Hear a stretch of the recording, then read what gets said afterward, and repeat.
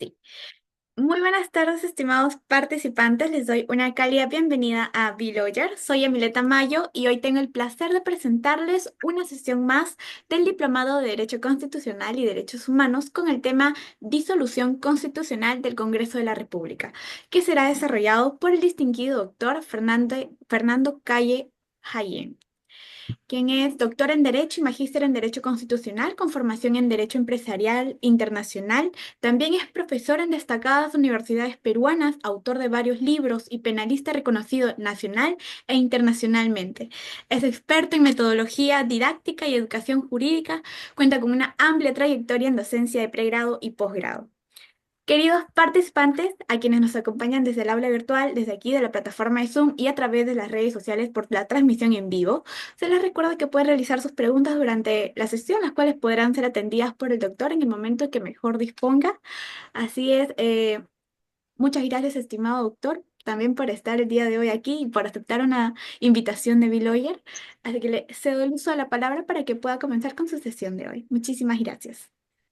Gracias a ustedes. Es muy grato nuevamente estar con Bill Louden, con Harry, contigo y con todos los jóvenes o profesores, o profesionales, o simpatizantes de tu programa que nos están viendo. El tema es de suma trascendencia, ¿no? Por lo que estamos todos los días viendo este problema. Entonces, yo no solamente quiero aprovechar de recordar las razones constitucionales por las cuales se puede disolver el Congreso que le corresponde solamente al presidente de la República con las facultades que le da la Constitución y por las circunstancias que vamos a explicar, sino también plantear soluciones que hace 30 años en la Comisión de Constitución uno las ha venido entregando. Inclusive cuando, no olvidemos que cuando fue el autogolpe del presidente Fujimori, el Colegio de Abogados de Lima planteó, y en ese entonces presidíamos la Comisión de Constitución, tanto Valentín Paniagua como yo, y planteamos la necesidad de una asamblea constituyente. Y no olvidemos que la Asamblea Constituyente era una necesidad ante las circunstancias. Habían las propuestas de retorno a la Constitución del 79. El autogolpe gozaba de algo muy interesante, por lo cual la OEA, en bocas de César Gaviria, un joven expresidente de Colombia que dirigía la OEA, recién se había aprobado la Carta Democrática, y lo que era cierto, porque es cierto que en las puertas del hotel donde estaban alojados y por donde usted iba, el 90% de 10 personas, 9 estaban contentas con que se haya disuelto el Congreso y estaban contentas con que se haya intervenido el Poder Judicial, ¿no? En algunos casos podía llegar hasta el 95%, para que tengamos una idea de cómo en su espacio y tiempo estas situaciones no han variado mucho, ¿eh? Y eso que en esos entonces el Poder Judicial, el propio Congreso, eran un poquito más austeros en sus gastos y podríamos decir hasta más cautos en los excesos, o un temor natural a la opinión pública, y por qué no decirlo a los propios estudiantes y trabajadores, que representaban sin duda durante décadas una expresión de la nación en distintas formas, ¿no? Y sus protestas siempre eran escuchadas como reprimidas en ese momento. Y entonces estamos viendo que esto se ha deteriorado, que si nosotros vamos 30 años atrás nomás y cómo poco a poco el Congreso de la República, eh, y no voy a hablar de las encuestas porque ya no vamos a encontrar números de respaldo, indudablemente que abusa en exageración. Yo he sostenido que nunca había visto, como vosotros sabéis, yo levantaba hace años, me falta la consolidación legal, institucional del colectivo, la lucha contra la impunidad, porque como he sostenido nuestro país, y en esto no sé ahorita el índice de pobreza que haya, pero no tengo la menor duda de que debe pasar el 60%, ¿no? Estadísticamente. Entonces, si nosotros nos preguntamos, ¿qué origina la pobreza? Aparte de las políticas económicas del siglo pasado, los manejos tradicionales del feudalismo, todo de acuerdo a como querramos decir, ¿no? O los gritos, dicen algunos ahora, sobre todo la prensa, de posiciones de cambio social, que lo único que hacen es arruinar la economía. La extorsión en toda su modalidad, ¿no? Porque se le dicen, si usted paraliza, si usted va a una marcha, va a perder su trabajo, va a debilitarse la economía. Sin percatarse los amenazantes que a la persona que está recibiendo eso ya no tiene trabajo hace mucho tiempo y está en la barra de los informales, ¿no? Y además también presionando a la gente de alguna u otra forma. La extorsión tiene modalidades muy interesantes que se han impuesto. Y podemos decir que en la lucha contra la impunidad, sí, pues hemos perdido, ¿no? Les digo a ustedes, hemos perdido hasta el momento, porque la nación lo admite y porque el Congreso ha sacado, a ver, uno, dos, tres, cuatro, cinco, seis, siete, tengo algunos datos más, de unas normas más bien pro corrupción o de respaldo a la corrupción. Algo nunca visto, por eso decía, no todos los congresos han sido excelentes, pero la calidad de personas o de identidad política, ya sea autodidactas en el lado de los obreros, los partidos de izquierda, los partidos de vinculación social progresista o etcétera, con ideologías cristianas, sociales como el APRA y otros partidos, indudablemente que yo recuerde, nadie se ha atrevido, ni en el gobierno de Fujimori, a votar disposiciones tan fuertes para defender la corrupción y generar una impunidad institucional, ¿no? Fíjense ustedes, y me voy a permitir, les ruego que ustedes tomen nota porque este sistema que se me va con rapidez. Solamente quiero mencionar, por ejemplo, la ley 31.751, llamada Ley Soto, ¿no? Que consiste, como ustedes saben, en la manipulación de los plazos de prescripción para salvarse de procesos penales. La ley 32.104, para justamente darle un apoyo a la ley Soto y obligar a los jueces a que se acate la ley 31.751. En estos momentos vemos un poco, no llamaría rebeldía, sino un entendimiento, a pesar de que también están dentro del foco de la corrupción, de algunos jueces que se resisten porque ven que es sumamente exagerada la posición pro corrupción y tratan de, aplicando el control difuso, que lo vamos a comentar si hay tiempo, tratan de no acogerse en cumplimiento, que podría decirse el juez tiene que cumplir la ley, ¿no? Pero sí tiene la potestad del control difuso y vamos a hablar de ello, que no necesariamente implica, muchos han dicho, ¿no? El control difuso se aplica cuando por encima de una norma o de una resolución están las sentencias que puedan pasar la norma constitucional. El juez está obligado a respetar la norma constitucional por encima de las otras leyes. Muy bien, pero acá hay cosas sui generis que va a generar una interpretación muy importante. La ley 31.990, que es la que recorta los plazos en los procesos de colaboración eficaz, lo que impide la labor de la investigación de la Fiscalía. La ley 32.108 modifica el concepto de organización criminal, acuérdense ustedes, y obliga a que los allanamientos se realicen con presencia del acusado y su abogado. Ha tenido un ayornamiento, ¿no?, en las protestas, pero sigue casi en la misma protección a la impunidad. La ley 31.989 impide la incautación de material usado en la minería ilegal, explosivos, armas. La ley 32.054 excluye a los partidos políticos de toda responsabilidad penal. Esa es quizás una norma interesante para efectos de analizarla con más detenimiento en cuanto si está bien que la hayan dado, si estaba mejor la vigencia que había la punición de los partidos, o de alguna forma sería en lo único que de repente se ha acertado. Digo de repente porque es materia de debate. La ley 32.017, que promueve la impunidad totalmente, ¿no?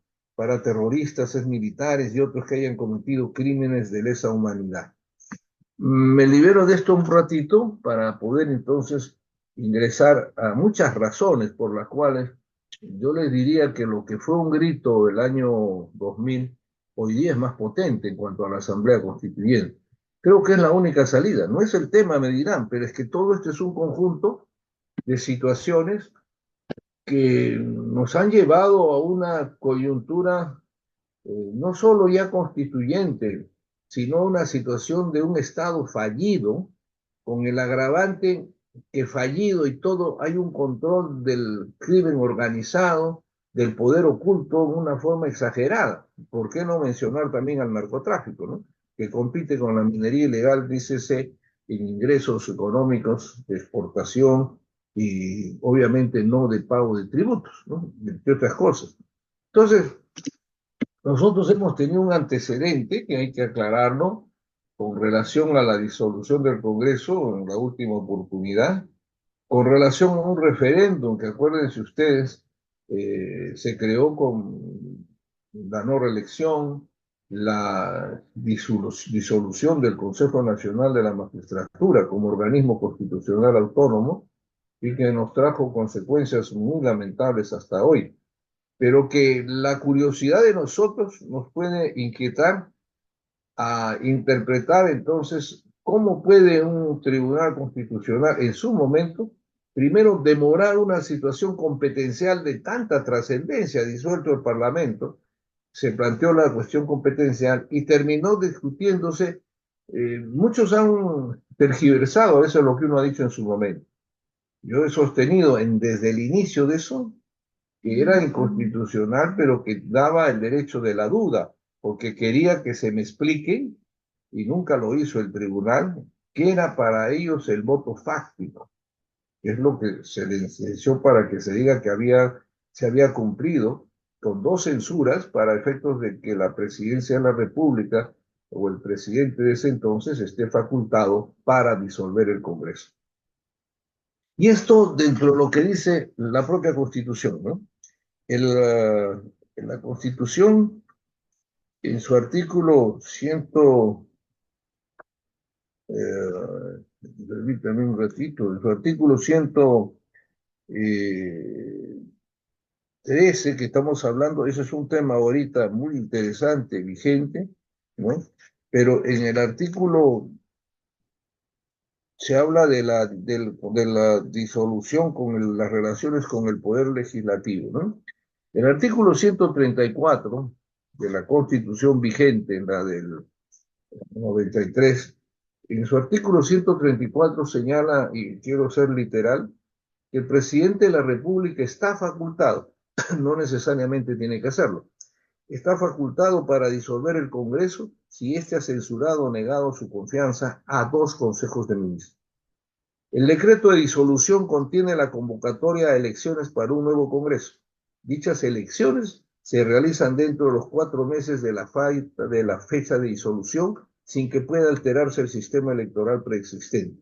Se refiere a las normas electorales que existen para llevar a cabo un proceso electoral. Pueden ser los impedimentos, los no renunciamientos a sus partidos, o tantos años de militancia, a las elecciones primarias, en fin, todos aquellos dispositivos que tienen que ver con requisitos y con tiempo. No puede disolverse el Congreso en el último año de su mandato. Disuelto el Congreso en funciones, se mantiene en funciones la comisión permanente, la cual no puede ser disuelta.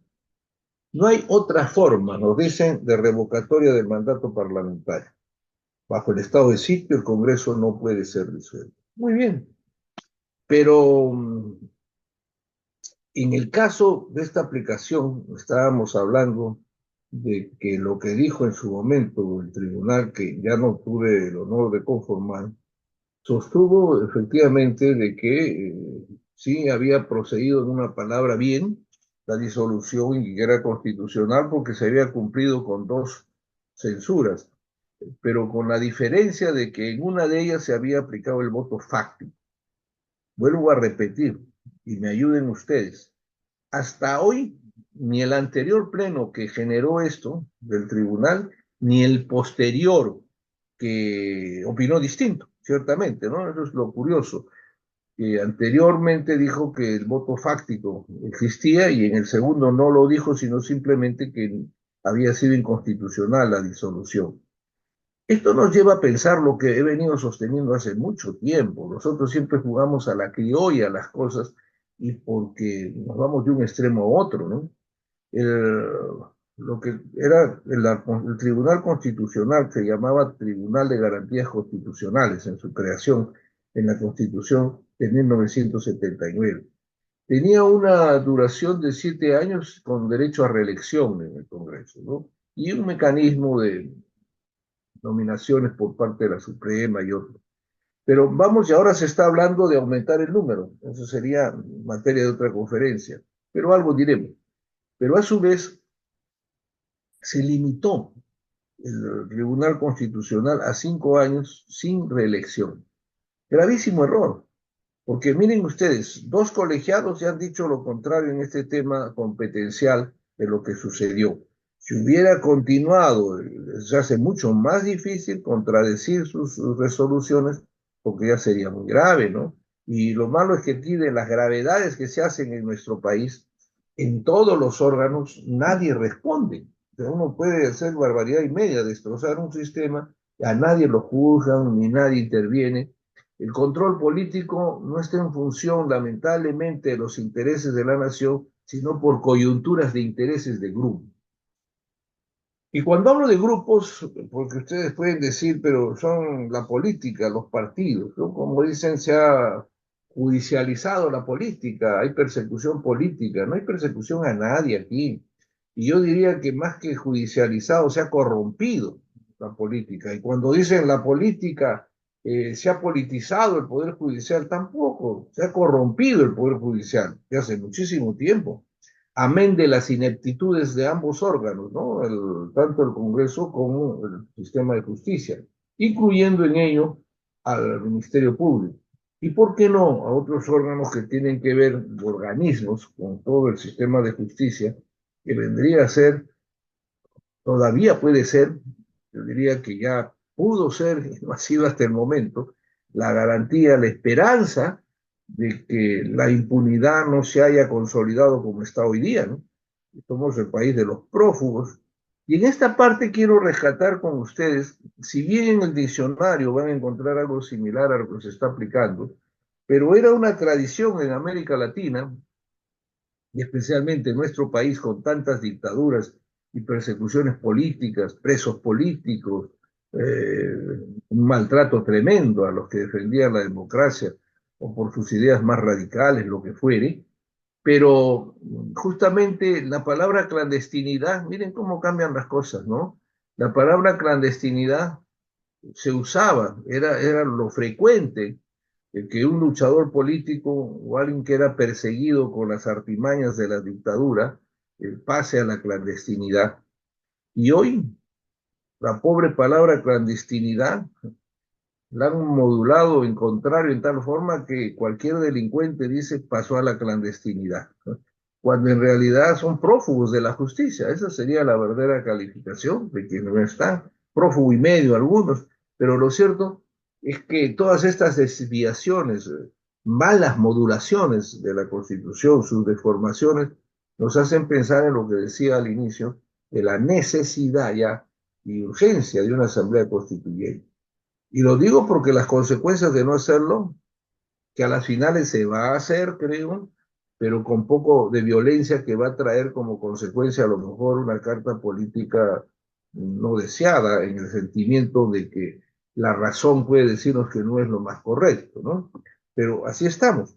Entonces, constitucionalmente, como lo dice la propia carta política, el Congreso no puede ser disuelto un año antes ni existe otra forma de disolución del Parlamento. Por eso quiero dedicarle unos minutos con la venia de ustedes a ver qué soluciones también pueden haber a esto, ¿no? Porque lo que estamos viendo hoy día, que al margen de la edad que puedan tener, creo que ninguna generación ha visto el exceso de impunidad, el desprecio por la ciudadanía. Hay más de, no sé, 70 artículos, creo, modificados en la Constitución del 93 y en la práctica, pues, han ingresado a un terreno de un poder constituyente, independientemente que el artículo 206 permita esa reforma, pero es una cosa de razonabilidad con la interpretación del poder. Como es tan sencillo, ¿no? El poder es como una mesa que tiene dos patas, la legalidad por un lado y la legitimidad por el otro, ¿no? Entonces, si nos guiamos por ello, el gobierno, por ejemplo, tiene legalidad, no cabe la menor duda, si es que la sucesión constitucional fue correcta. Pero los que son un poco estudiosos pueden mirarse semanas atrás del autogolpe del presidente Castillo, que la actual presidenta que asumió en función de sucesión constitucional estaba prácticamente para ser inhabilitada porque se discutía su situación no solamente con un club de una región, no, sino también por su incompatibilidad con las funciones de los registros públicos, que diga del RENIEC, ¿no? Incluso de tipo económico, por bajo que sea el sueldo, pero estaba prohibida ese tipo de recepción económica, y ya el Congreso en la comisión respectiva tenía el carácter de disolución. La otra pregunta que podría hacerse de retiro de la persona, la otra cosa es que por qué se permitió postular el Jurado Nacional de Elecciones. Ahí vienen, hay críticas al jurado de mil formas, pero ninguna concreta, esta sí sería, ¿no? Así como lo retiraron al candidato Cerrón, extraña que a ella la hayan dejado cuando estaba con la incompatibilidad que es materia de análisis de su jurisprudencia. Pero lo cierto, las sucesiones presidenciales en nuestro país que se han dado dentro del marco constitucional en los últimos, desde el siglo pasado, con Paniagua, el presidente Merino, el presidente del Grupo Morado, y en fin, hasta hoy, son sucesiones, si no se aclara esto último del periodo de la vicepresidencia, sin duda que son sucesiones constitucionales, ¿no? Y que son las salidas que tiene el sistema político dentro del marco de la ley y la constitución. Pero como les decía, que hay una pequeña observación.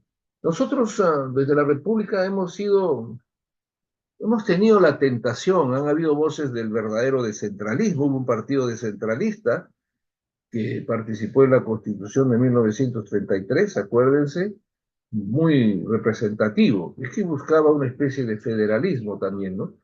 Y luego nunca, más allá de coqueteos con el federalismo, nunca ingresamos tampoco a debatir el sistema parlamentario.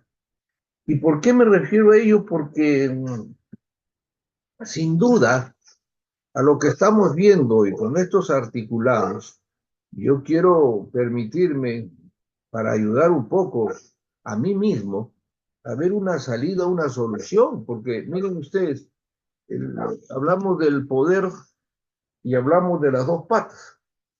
Legalidad, si es que no se ha infringido y en algún momento, a mí ya no me gusta esa palabra de la historia, lo juzgarás. Yo prefiero que se juzgue ahora y aquí, pero en algún momento que se esclarezca, porque la verdad tiene que imponerse, porque no hay prensa tampoco, ¿no? La prensa es como decía don Lucho Miro Quesada de la guerra, que en paz descanse, que era el todopoderoso director del comercio, ¿no? Hace mucho tiempo, definitivamente hay un momento en que el periodismo se convierte en un vil oficio y el silencio sepulcral para muchas cosas que no aporta nada. Y ustedes pueden revisar los titulares, los medios llamados grandes, y si son un poco acuciosos, desfilan personajes procesados, o en su defecto con denuncias muy serias, o con un pasado vergonzante muy grave, pero es como los tránsfugas, ¿no? A épocas pasadas, cuando nació el transfugismo con Fujimori, los tránsfugas eran escupidos en la calle. En el Congreso del Pueblo, lo que llamamos digamos, los espacios reservados para el público, les tiraban dinero en el mismo Congreso y eran despreciados. Y la prensa no les daba ninguna cabida, estaban sepultados. Pues hoy son una élite aristocrática, ¿no? son los primeros en ser considerados en los medios, pasan de un partido a otro, terminan siendo sus dirigentes, ¿no? Tiene usted en el caso del Fujimorismo a este señor cuyas expresiones están ahí, no solamente ofensivas, sino gravísimas contra el fujimorismo que hacía el señor Rospigliosi, y yo creo que es su vocero. Tienen ustedes en ese mismo extremo a otro joven que gozan de cargos hasta de embajadas y qué sé yo, que han sido detractores, es una facilidad, pero yo creo que hay un grupo político que ahorita no recuerdo, que hace poco en el Congreso ha dicho, yo recibo a todos los corruptos, a todos los que los expulsen los recibo, ¿no? Y entonces, esto que es tan dañino es que la sociedad misma ha cambiado, porque en ese momento, por la misma posición de la juventud, del pueblo, de los trabajadores, ¿qué se iba a atrever un canal de televisión o un periódico a dar tanto margen, ¿no? Y menos otro partido, estaban pues en una situación de un limbo, pero con hostilización por su actitud, una actitud más que incorrecta, ¿no? Pero ahí es común, ¿no? Ya en pleno debate parlamentario, no sé en qué día había que pedían al oficial mayor que tenga en cuenta que ya me he pasado a la otra bancada, decía una congresista.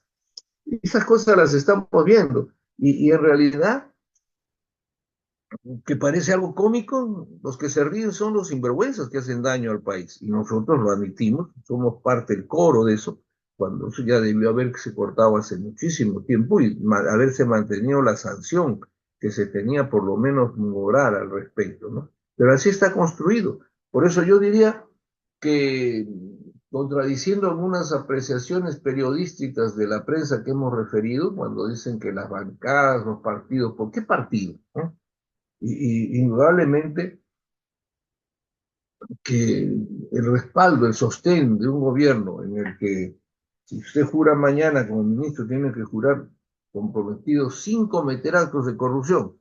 Pero lo gracioso es que cuando las redes, porque la prensa no lo dice necesariamente, averigua un poquito, el que está jurando ya trae su paquete de corrupción, trae sus denuncias, sus investigaciones, muchas veces hasta condenas, pero ahí están, pues, sin corrupción, ministros de Estado, ¿no?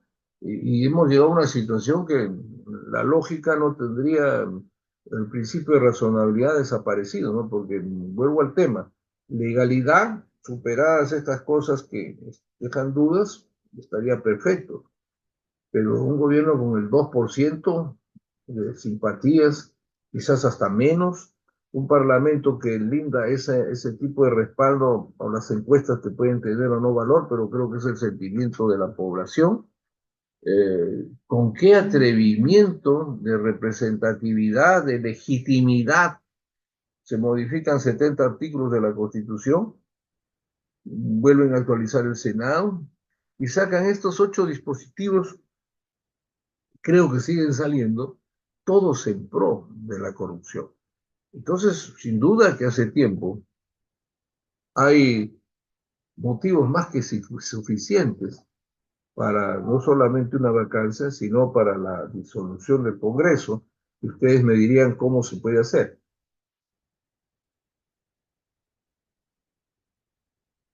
Disculpen. Indudablemente que la única forma es esta, ¿no? Entonces, hay que profundizar un poco en parte de todo nuestro bagaje constitucional. Si bien no nos hemos atrevido, siempre hay una tentación parlamentaria.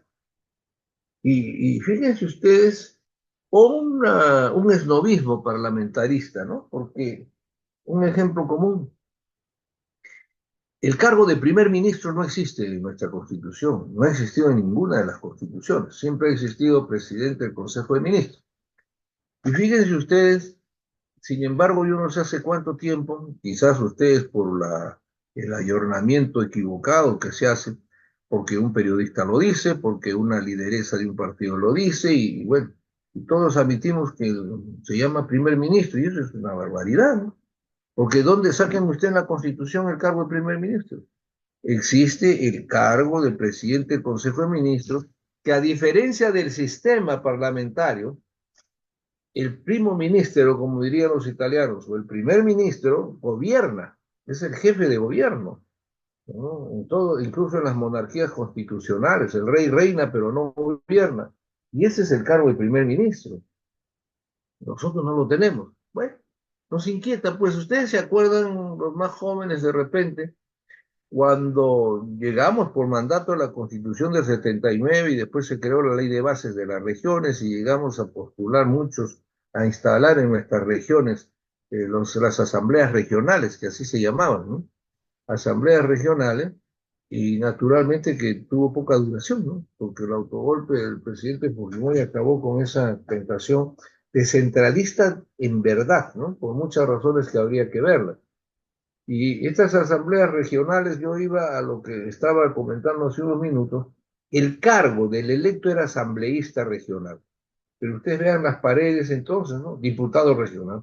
No estaba en la Constitución ni en la ley de bases, pero ya se autopusieron, tenían una inquietud por el cargo de diputado, ¿no?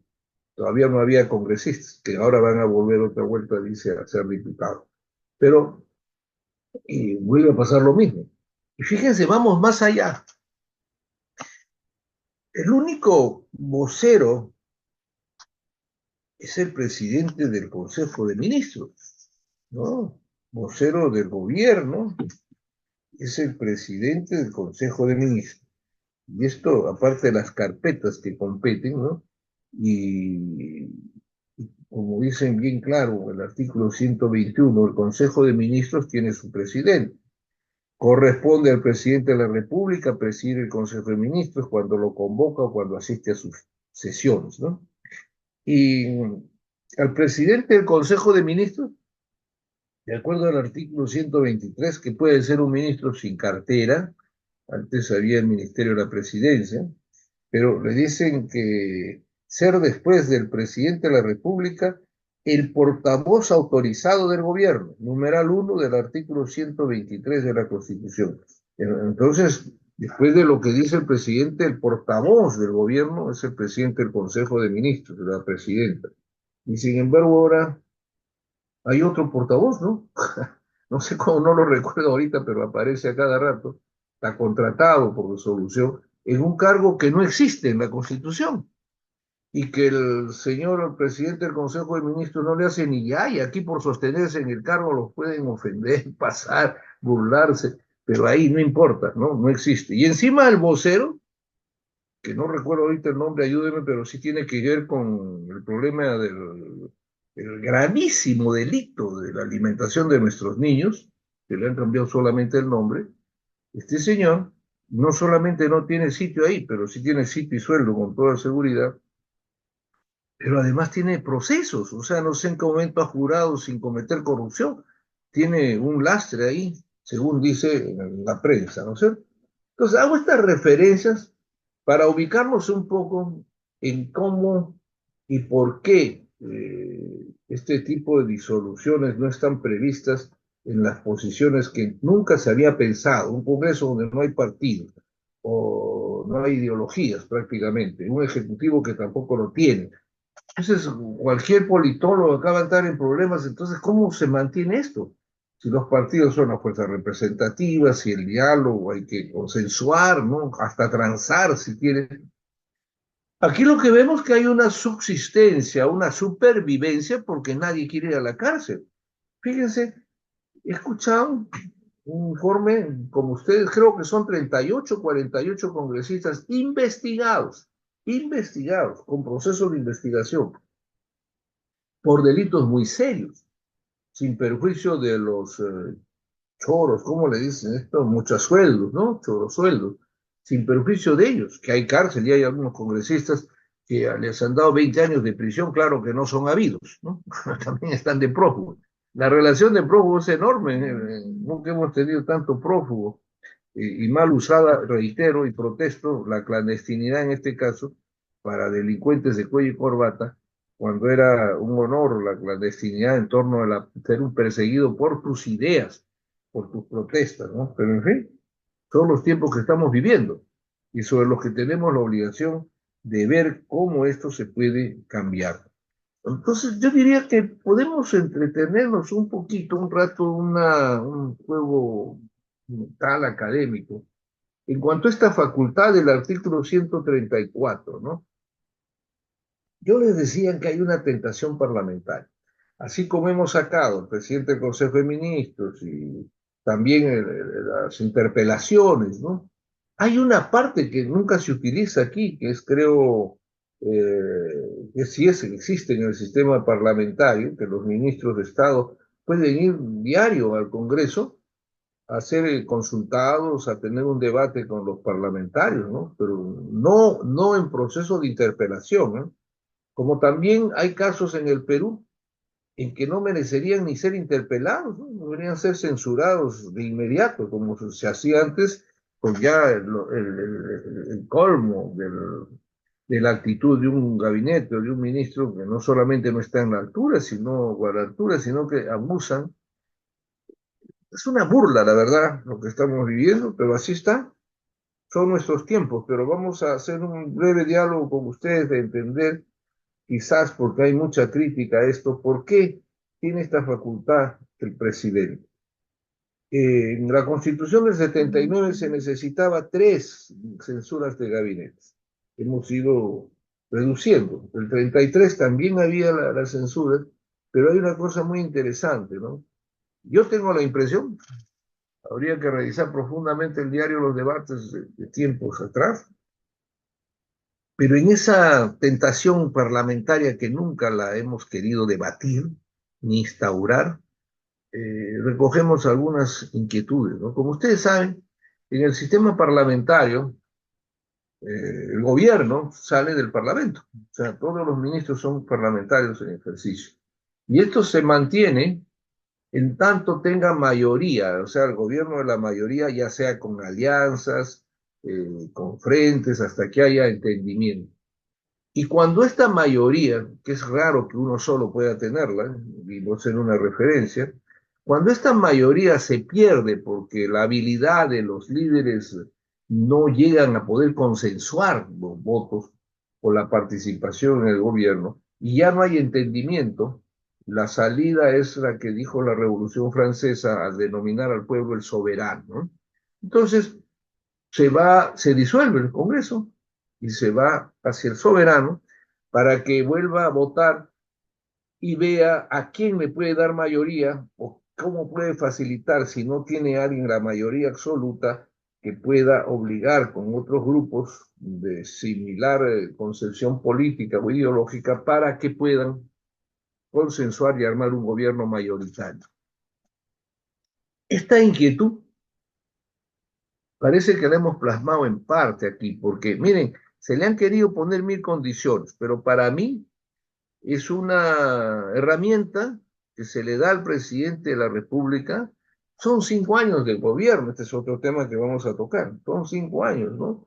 Entonces, eran 6, por si acaso, antes que me diga alguien, ¿no? En la Constitución del 33 era 6, ya el 79 empezó, se hizo la modificación, decíase en términos muy sencillos, porque a partir del quinto año hay golpe de Estado, decían los constituyentes con buen humor, entonces lo bajaron al quinto año y así estamos.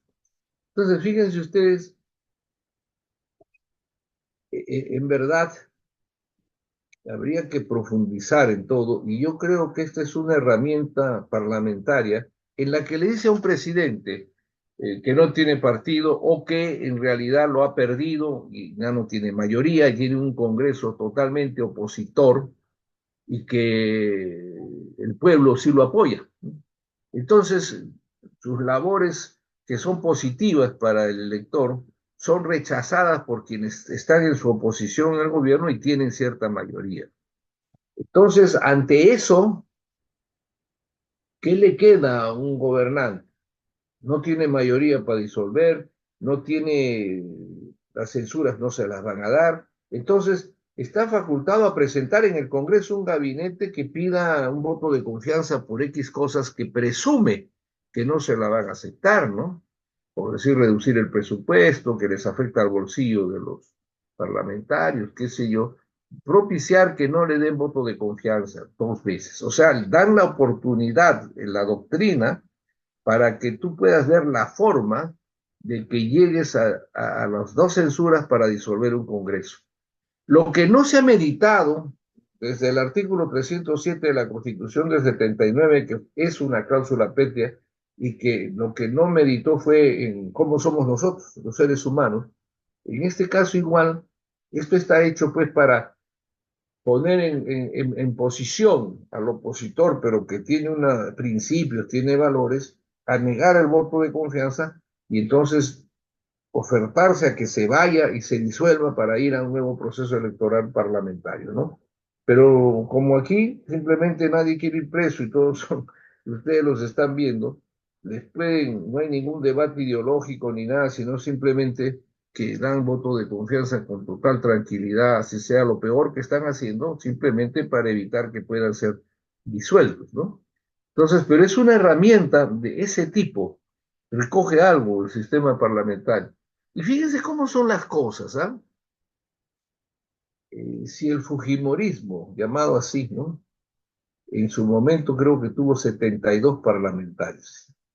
Fíjense, se han perdido todos, debe ser la habilidad de que algunos de estos líderes nuevos que han entrado al Fujimorismo, ¿no? Les han llevado el contagio de la disolución. Pero fíjense cómo hubiera sido si el sistema hubiera sido parlamentario. Hubiéramos tenido los 5 años de prima ministro a la señora Fujimori, ¿no? Porque no necesitaba ni siquiera aliar a alguien en la mesa directiva, porque en los 72 votos tenía la mitad más uno, tenía la mayoría para sostener el gobierno de tipo parlamentario en el poder. Y si hubiera habido una colaboración de estadistas más inteligente, con 72 se hubiera cambiado en parte las necesidades del país, se hubiera hecho leyes muy favorables al país y sin duda tenían en jaque a un ejecutivo que no se trataba necesariamente de empujarlo a su retiro, sino a poder que no niegue las transformaciones que necesitaba el país. Pero estamos hablando de una votación de 72 que piensan en el país, ¿no?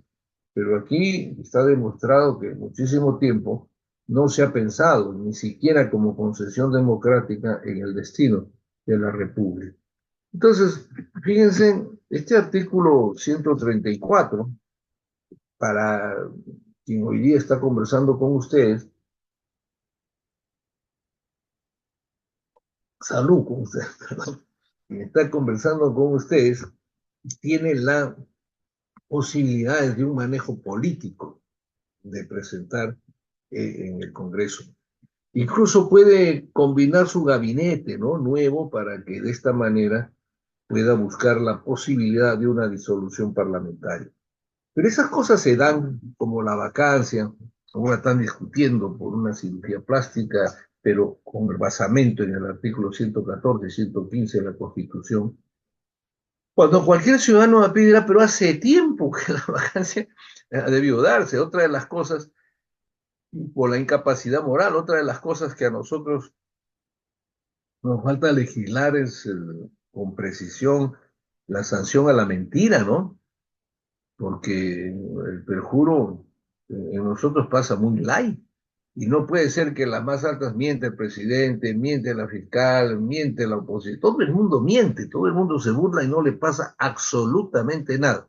Esas son otras cosas en las que tendrá que verse legislativamente en su oportunidad.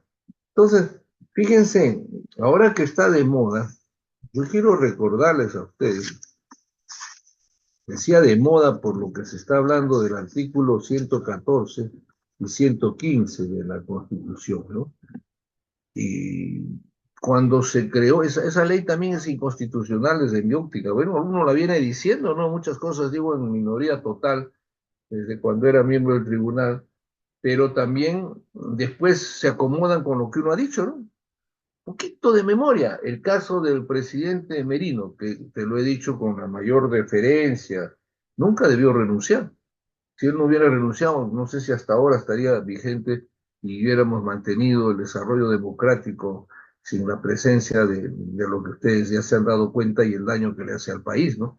Porque a él lo ha tumbado las marchas, pero no lo ha tumbado por corrupción, por lo menos hasta ese momento, ¿no? Ni a su gabinete.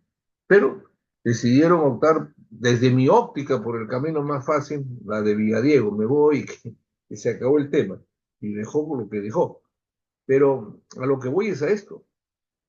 En esos días, constitucionalistas, como decía en algún momento González Prada, pusieron la pluma y el honor a disposición de las circunstancias, previas embajadas y cosas, hagan memoria. Porque se sacó hasta un comunicado, compañeros de carpeta mía en el tribunal, diciendo que lo de Merino era inconstitucional. Levanté mi voz como ustedes, muy modesta, porque ya la prensa grande no quiere dar cabida, y dije, pero ¿dónde es una barbaridad? Pero si es constitucional, igual que el caso del presidente Paniagua, es una sucesión constitucional. No, no, no, bueno, ya después han tenido que reconocer que sí era constitucional, pero sí es muy fácil verlo. ¿Por qué hago esta mini referencia? Porque, ¿se acuerdan que sacaron una ley constitucional en la que, y fíjense ustedes, personajes que después han ido a embajadas, han dicho que era inconstitucional y que en todo caso necesitaba una reforma constitucional? Yo nunca pensé así, ¿eh? Y les voy a decir por qué. Porque el artículo 115, que voy a dar brevemente lectura, dice textualmente, por impedimento temporal o permanente del presidente de la República. Asume sus funciones, ya sabemos, no hay primer vicepresidente, no hay segundo vicepresidente, y dice, por impedimento de ambos, el presidente del Congreso.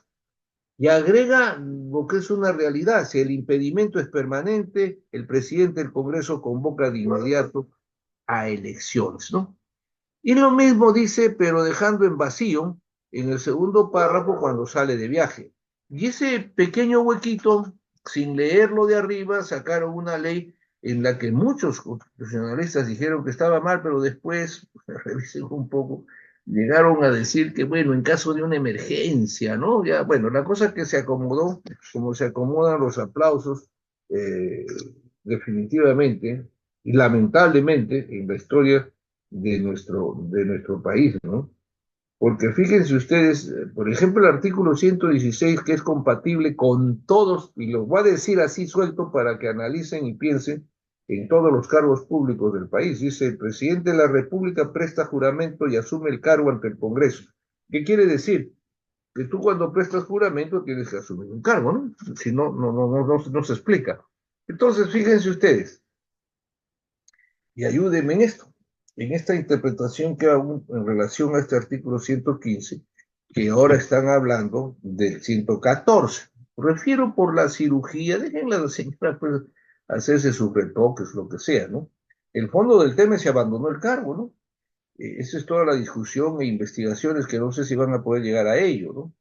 Pero lo cierto es de que hay otras incapacidades morales. Pero el 114 habla del impedimento temporal declarado por el Congreso, ¿no? Se suspende el ejercicio de la presidencia de la República. Pero el 115 es más generoso, ¿no? Más realista, por impedimento temporal. Ahí venía por eso la interpretación que yo les digo y les pido que me ayuden a entender para qué tenía que sacarse una ley de ese tipo maltratando, claro que el Congreso, su autoestima está por los suelos hace mucho tiempo, la majestad del Congreso, porque si es breve término, lo dice ahí, ¿y qué cosa entendemos por temporal? Yo quisiera que las mentes lúcidas del Parlamento, que sacaron la norma esta para que pueda dirigirnos por internet, la presidenta, el presidente cuando están fuera del país, no sé si lo hacen con frecuencia, si tendrá tiempo, pero la idea era de que no asuma como corresponda, o sea, no deja de ser presidente del exterior, me refiero a las funciones, y que no asuma nadie, cuando la Constitución es muy clara. Si la ausencia es temporal, por eso yo pregunto, ¿qué es una ausencia temporal? Puede ser por este coqueteo de la operación a la que pueden tener derecho. Puede ser un entero colitis, qué sé yo, los médicos conocen mejor que te tiran pues 15 días en cama, qué sé yo, ¿no es cierto? Y ahí dice, asume el presidente del Congreso, de inmediato. Y fíjense ustedes, ¿cómo fue considerado eso? Que salió la ley 27375 que se publicó el 5 de diciembre del 2000 y decíase lo siguiente, ¿eh? Interprétase que el mandato conferido por el presente artículo al presidente del Congreso de la República para que asuma las funciones del presidente de la República por impedimento permanente de este último y de los vicepresidentes, no implica la vacancia de su cargo de presidente del Congreso ni de su condición de congresista de la República. Más claro, no sé qué está pasando con la lucidez, con la brillantez de nuestros parlamentarios y de nuestros politólogos, porque aquí vamos a señalar varios momentos, ¿no? El momento innecesario de elaborar una ley constitucional para que pueda gobernarse desde afuera, dícese, cuando la finalidad simplemente es que yo siga figurando en el papel, para eso está el presidente del Congreso, cuando no hay los dos vicepresidentes. Y esa ley completa la cosa. Yo, presidente del Congreso, asumo por 10 días, 15 días, qué sé yo, las funciones de la presidencia, y cuando vuelve el presidente de la República, bajo al escaño, no estoy perdiendo. Y si he sido presidente y todavía el periodo de mi mandato de presidente del Congreso está vigente, reasumo las funciones de presidente del Congreso hasta que naturalmente termine el periodo lectivo del periodo del Congreso. ¿Se dan cuenta? Entonces, ayúdeme, yo no sé dónde le veo tanto esfuerzo y necesidad de maltratar la propia Constitución, que uno puede no estar de acuerdo, pero ha tratado de ser precisa, ¿no? No son las lagunas. Quizás aquí viene el recuerdo a Kelsen, que ya también creo que no lo toman en cuenta con su pirámide, pero Kelsen decía una verdad, ¿no?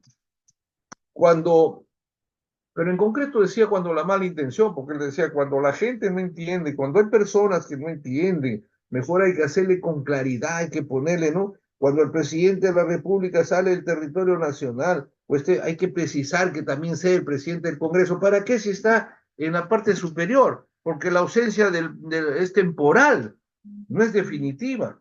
Y es más, eso está precisando para los temores que tenían los señores congresistas que decían que si se va la presidenta o el presidente se va a Castillo, también hay elecciones parlamentarias. No, la elección es para la fórmula presidencial.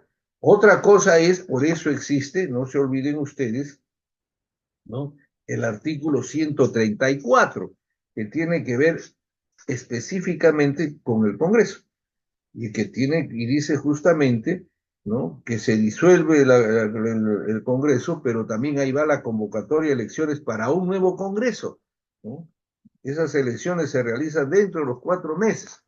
Entonces, todo está preciso en unas circunstancias. Es más, para de alguna forma recordar, porque el tiempo ya y que las soluciones se están dando, yo les rogaría, porque la verdad, la mentira, y yo diría así, como hay borrachos hipócritas, hay políticos hipócritas, pero ya con maldad, nunca he visto hacerle tanto daño al país.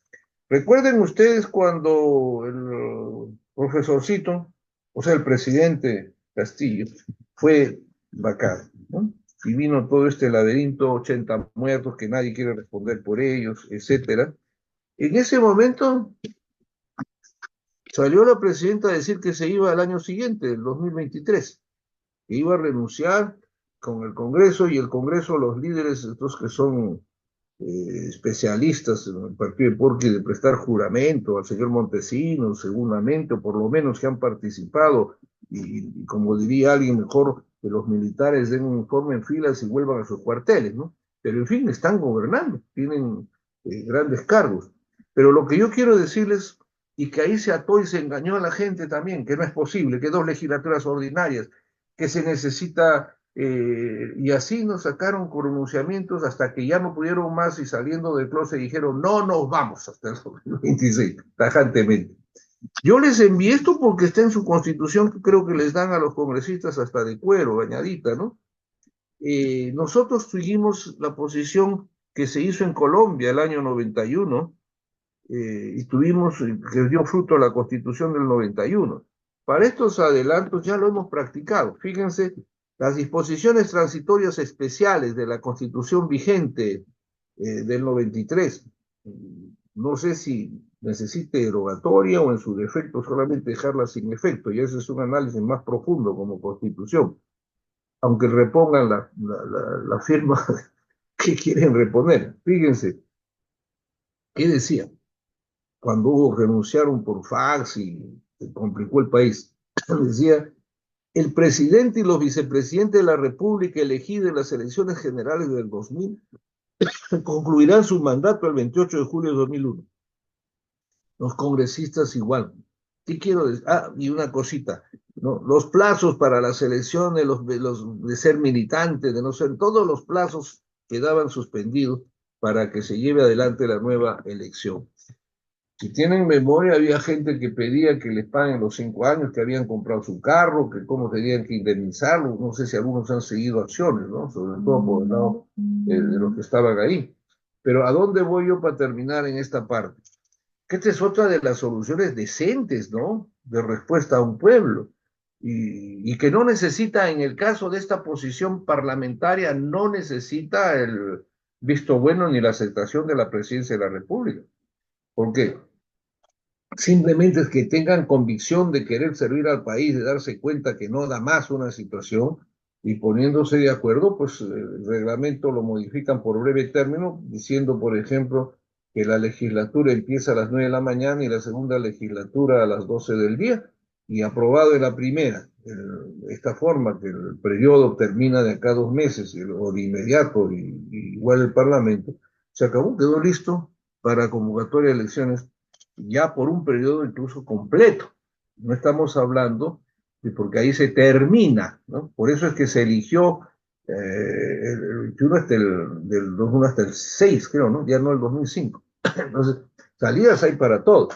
Claro, si es una vacancia o una disolución del Congreso, de acuerdo al 134 de la Constitución, las elecciones que se hacen son por el periodo que queda, un año y medio, ¿no?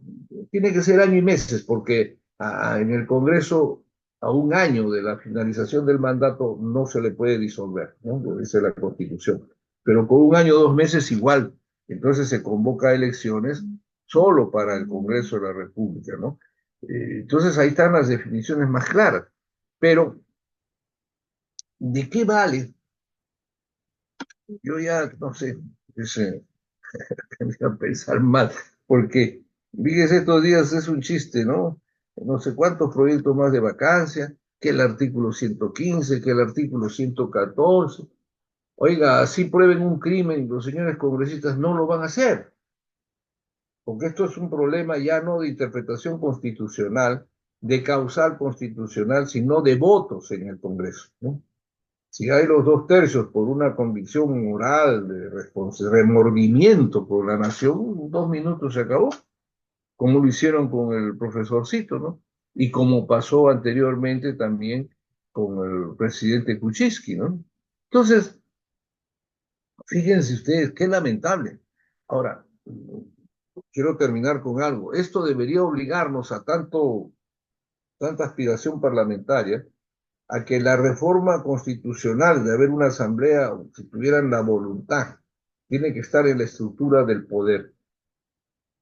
Pónganse a pensar nomás si de estos 30 años atrás yo envié estos proyectos a las comisiones de constitución de las que era honrosamente miembro. Si los periodos parlamentarios, gobierno regional, fuesen de 2 años o 2 años y medio, con reelección de por vida, todo este problemón ya se hubiera acabado porque hubiéramos hace un año elegido un nuevo Congreso. Y cuando vienen los paros y manifestaciones de lo que quedan de las centrales de trabajadores o de lo que quedan de federaciones de estudiantes o de todos los que quieran paralizar, se pondrían a analizar en su asamblea para qué vamos a ir al paro nacional si de aquí a 6 meses hay elecciones. Entonces, mejor veamos por quién sanamente vamos a votar. Miren, esto que reinterpreta el sistema parlamentario y da legitimidad cada cierto periodo, no es una expresión de un complejo de Adán, no lo hacen los americanos cada 2 años. Le agregaría yo una consultita, ¿no? Creo que la tienen los venezolanos justamente y México. En el sentido de que en esa elección se haga la consulta si el pueblo quiere que continúe gobernando el presidente y sus vicepresidentes, o quieren que ya termine, ¿no? Entonces así nos evitamos 10 proyectos de vacancia que cuando hay arreglo interno por razones de bandas no se van a aplicar, ¿no? Entonces más práctico es que el pueblo mismo se pronuncie y en ese caso, pues, y si no sale, irá a la reelección, el presidente. Ven, qué sencillo cuando hay voluntad Por eso que el Señor lo recuerdo. Cuando no hay voluntad o quiere burlarse o engañarse, pues no entienden nada, ¿no? No está claro. Entonces hay que tratar de hacerles una constitución, pero ya es como más que para niños, ¿no? Bien clarito, para que no tengan observación a estar discutiendo y tergiversando las cosas, ¿no? Bueno, mis queridos amigos, no sé, estoy atento a las preguntas para no excederme del tiempo, si es que las hubieran. Y disculpen que haya hecho estas observaciones y espero haber satisfecho la inquietud de Bill Lauer y sobre todo de los asistentes, ¿no? Catherine, Estefan, Oscar Eduardo, Mercedes, no, ahí sigue la lista, para todos.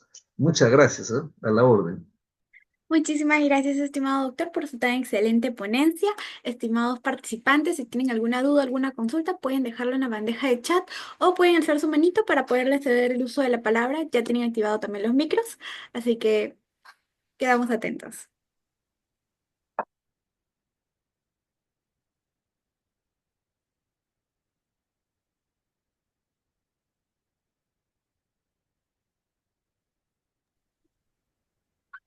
Bien, levantaron la mano. Jan Mendiola, Ya Sí, pueden. va a ser de sí, doctor, director. buenas noches, gracias por su ponencia, excelente. Una consulta, mejor yo su apreciación, ¿no? Doctor, hablando de partidos políticos y para mejorar el Congreso, se habla de, ¿no? De fortalecer los partidos políticos a través de financiamiento por parte del Estado. En un momento también se escuchaba sobre que los partidos regionales debían desaparecer y deberían centralizarse los partidos políticos para los gobiernos regionales, esas elecciones, ¿no? A nivel político, doctor, ¿usted qué opina sobre ese tema? ¿Cómo no? Miren, yo he sido muy claro, sino que estoy, bueno, guardando sin ser irreverente. Mucho de lo que yo pedí se pronunció la Iglesia Católica y ya no me molesto que no me hagan caso porque a la Iglesia ni la han tomado en cuenta. La crisis moral del país es una cosa terrible, porque yo vengo respondiéndole a su pregunta, le voy a decir, hace tiempo he dicho primero la pregunta, ¿por qué existen los movimientos independientes y regionales, ¿no? ¿Desde cuándo? Y se han creado a veces por líderes que se han salido de su partido, los han sacado, pero ha sido transitorio esas discusiones. Por liderazgo de esta persona en su región y por su identidad ideológica que a las finales volvía en su partido lo que fuera. Entonces, los movimientos regionales han ido creciendo por falta de liderazgo en los partidos y por falta de calidad. Y entonces yo sostengo que los movimientos regionales o los partidos no se crean por ley, por decreto, por Dios. Obviamente se le da la formalidad, pero es el pueblo el que las crea, los sectores. Y los partidos políticos tendrían que preocuparse, deberían, en vez de sacar una ley que diga que se impida a los partidos o gobiernos, a los grupos regionales, que se impida tal cosa, deberían preocuparse que su liderazgo vuelva a recuperar la confianza, vuelva a llenar sus locales, a tener líderes que los convoquen, ¿no? Entonces es un absurdo pensar y las consecuencias se van a ver por no querer hacer caso. No se crean así, ni se le gana a un candidato a elecciones con leyes o decretos o sentencias judiciales, por Dios. Se le gana en el ánfora, se le gana con el voto popular. Si no, todo es una. O sea, a la fuerza quieren yo ganar las elecciones de quien sea por ley o por algunas medidas, no va a tener legitimidad y nos están arrastrando a una situación que a los congresistas del centro, y le digo a los que estén escuchando, su conciencia va a terminar muy mal cuando esto termine, el pueblo ya no va a aguantar, no lo inciten más y de repente revienta y en una anarquía total vamos a tener que terminar en una constituyente con sangre. Y ese problema a los que están adorando al maldito capital, como decía el Papa Juan Pablo II, van a darse cuenta que van a perder más, porque si esa es una constituyente así, el radicalismo va a ser tremendo, va a entrar con odio, con venganza, con todas esas cosas negativas, pero consecuencia de qué? De que no han tenido la capacidad de leer al pueblo, de responder como, no puedo decir políticos porque no lo son mercaderes improvisados, pero si sienten, hasta el comerciante más vil tiene un poco de cariño a su mercado, si sienten que es su pueblo el que le ha dado el voto, mal que bien, deberían ser consecuentes con ello, ¿no? Entonces yo le digo, Jan, que Lo que yo creo, dos cosas, lo digo hace tiempo, ¿eh? Se quejan, nadie ha destrozado los sindicatos ni a los partidos, son sus propios dirigentes con actos de corrupción. Y en el caso de partidos históricos extraordinarios, no van a pasar ni la valla porque su propia gente está harta de las cosas que han hecho y se olvidan. Y yo quiero aprovechar para responderle en forma directa, que ya lo hice en Lima, al presidente del Consejo de Ministros, que su preocupación era recuperar la confianza. Primero, que nunca la han tenido. Y segundo, que lo que le voy a decir va para los que dirigen los partidos políticos que tengan más de 50 años en el Perú.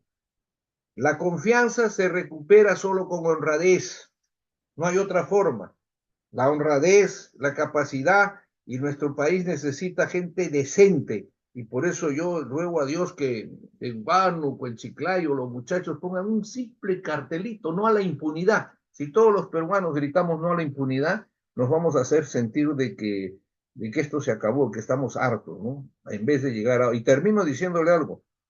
Hace poco hubo marcha de transporte, ¿no? No sé, hubo detenidos estudiantes, un montón, que creo que hasta están iniciados procesos por alteración del orden, espero que no sea por medidas terroristas.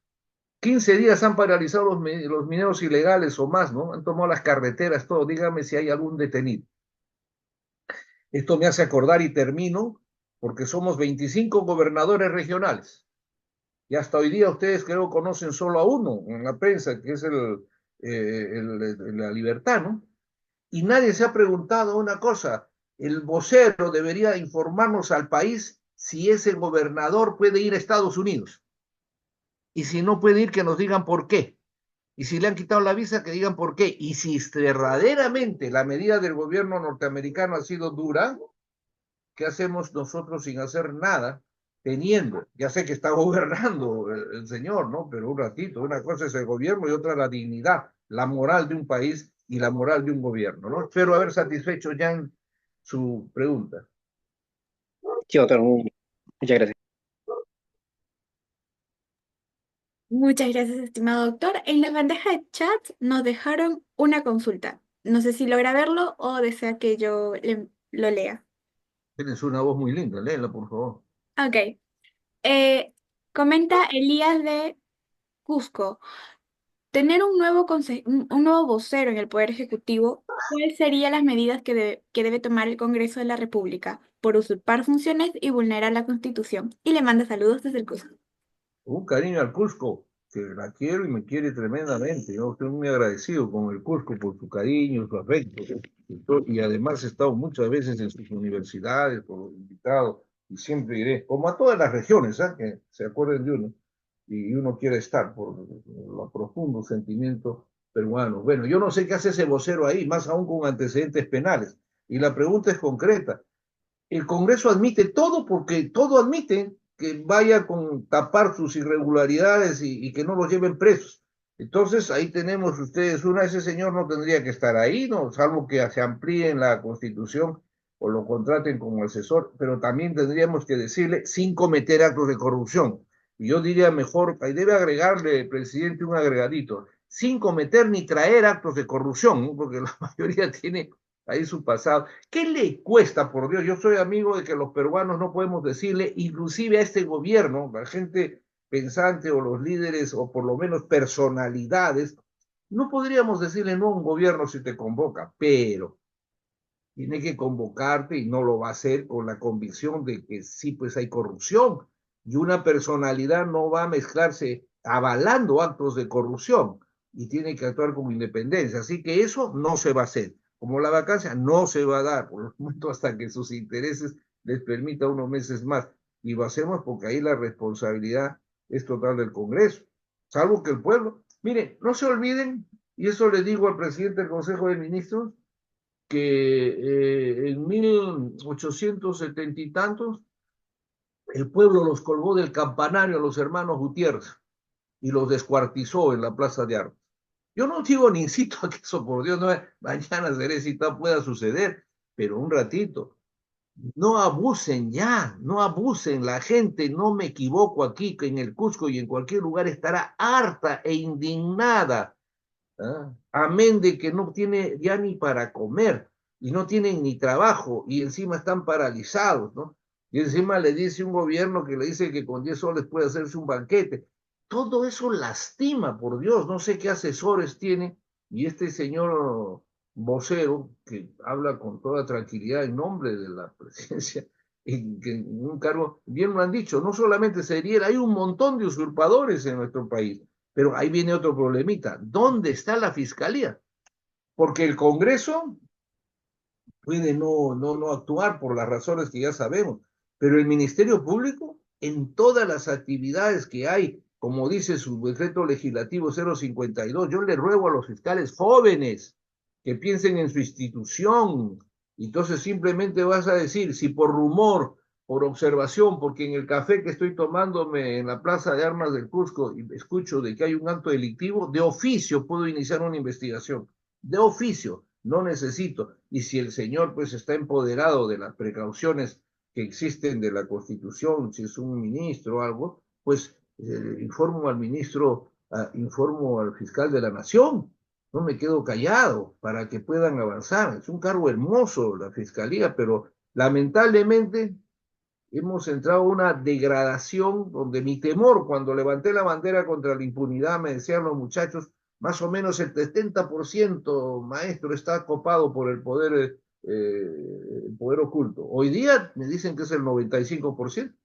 Y lo más triste, que esté dentro del sistema de justicia en general, Ministerio Público, Tribunal, Corte Suprema, etcétera. Entonces uno podría decir que ya es el fin de nosotros los peruanos con eso, pero yo no creo en esos fines. El pueblo es el único que queda. No se olviden, con esto termino. Y cuando el Congreso es la voz representativa de nosotros, por eso representan a la nación. Cuando esto no existe, por las razones que ustedes conocen mejor que yo, no tienen ningún ánimo de servir al pueblo, pues queda la prensa, ¿no? Porque la prensa se supone que de alguna forma es el interlocutor el que puede llevar esto. Pero cuando la prensa también es un vil oficio en estos sectores, no queda sino el pueblo, pues solamente el pueblo que tiene que hacerse tomar esto y evitar que su destino lo estén destrozando como se está destrozando, sinceramente, ¿no? Entonces, eso es lo que le puedo decir. Bien, excelente, doctor. Le agradecemos su valiosa contribución en esta sesión y volvieron a mandar un mensaje. Bien, sí. Bueno, está satisfecho con su respuesta el Gracias, participante. gracias a Dios, porque el gobierno ha pasado. Bien, doctor. Muchas gracias por compartir con nosotros su conocimiento y experiencia. Nos han dejado importantes reflexiones el día de hoy. Esperamos contar con usted en futuros eventos académicos, doctor. Yo Muchísimas preferiría gracias. contar con los jóvenes, con los trabajadores en vivo. Y es hora de que hagamos grandes conferencias, grandes concentraciones y que el pueblo salga de sus cuatro paredes y hasta la iglesia tiene que estar. Y no a la impunidad. Yo le ruego ese grito. El no a la impunidad es el grito generacional del siglo XXI, porque corrupción hay hasta en el Vaticano. En las parroquias uno se pregunta, dice, ¿cómo este sacristán tiene más plata que el obispo? Bueno, por lo menos hay que investigar, ¿no? Entonces, eso se llama impunidad. Lo que no hay es impunidad. Y ustedes ven que se condena a 300 años, 200 años y nadie se salva, solamente aquí. Nadie. Y mire, no dan, tiene un minuto, por favor, mire, ni siquiera dan una idea pequeña, ¿no? Ya, muy bien. Yo sé que se han embullido del garantismo de Ferrayoli, ¿no? Hay un garantismo. Nadie va a dudar que Fernando Calle defiende los derechos humanos, pero esto no es Suiza, pues. No es Suiza ni puede destrozarse al país y uno tiene que actuar en defensa del Estado y los intereses de la nación. Si estamos viendo ya que ninguna detención preventiva funciona porque a la hora que está, no está el condenado, se ha ido del país, se ha ido de aquí, nadie lo ubica. El ministro Silva ya ha ganado al señor Cerrón, todos se exceden y no hay nadie en el Perú, pero los jueces siguen dando. No, pónganle un agregadito a la norma, pues, ¿no? Que en el caso de los procesos de que además son exagerados en tiempo, de detenciones preventivas, el inculpado o el imputado tiene que estar presente. De no estar presente, ¿no? Se ordenará su inmediata captura y alguien tiene que responsabilizarse de eso, ¿no? Entonces, porque recuerden, con esto termino, porque la memoria nos es frágil. Yo creí que ya había pasado de moda. cuando se iba a condenar a Avión Coca, yo le decía Avión Coca al señor Ceballos, ¿no? Señor presidente, dice 25 años creo le clavó. ¿No? La hermana también tenía la misma suerte, pero la hermana dijo, presidente, un minutito puedo ir al baño. Sí, claro, sí, hasta hoy no ha vuelto del baño. Está en Suiza, creo, no sé, y se va quejando. Ahora, ¿cómo va esa persona al baño sin la policía, no es cierto? Que esté al lado. 25 años, se quedó la sala con sus 25 años en la lectura, porque cuando. Y la señorita no está. De Suiza las llamó un día quejándose en una entrevista radial de que no había garantías. Aquí, para ellos no hay garantías. Aquí no hay perseguidos políticos, todos son sinvergüenzas, corruptos, que tiene que verse cómo se soluciona. Ojalá nos persigan algún día por nuestras ideas políticas para defenderlos, pero no, no. Yo creo que la juventud y todos, trabajadores, todos debemos hacer la gran alianza contra la impunidad, que no es un viso de organización política, sino que desde nuestras casas gritemos que estamos hartos y que la impunidad no puede continuar, ¿no? Eso es lo que les puedo decir. Muchas gracias, ¿eh? Muchas gracias a usted, doctor. Ha sido un placer escucharlo y un honor contar con usted el día de hoy. Que tenga Para una mí, excelente noche. un cariño enorme. Pasen un buen fin de semana, si la democracia lo permite. Muchas gracias, doctor.